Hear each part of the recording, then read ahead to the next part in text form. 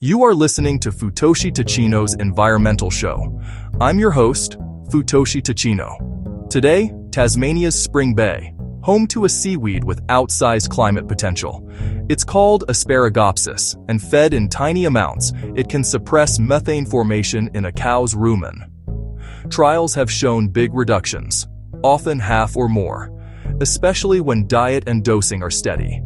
In pasture systems, results can be smaller and more variable, but still meaningful when the delivery is right. That's why Tasmania's approach matters.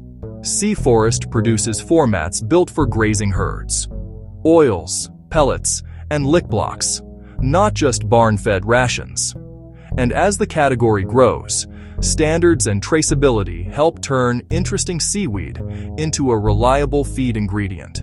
Safety stays front and center. The active compound is bromoform, and scaling demands routine residue testing and transparent reporting to keep trust. A bottle of milk tied to the living edge of the sea, proof that decarbonization can be local, practical, and oddly elegant. Until next time, let the tide work for you.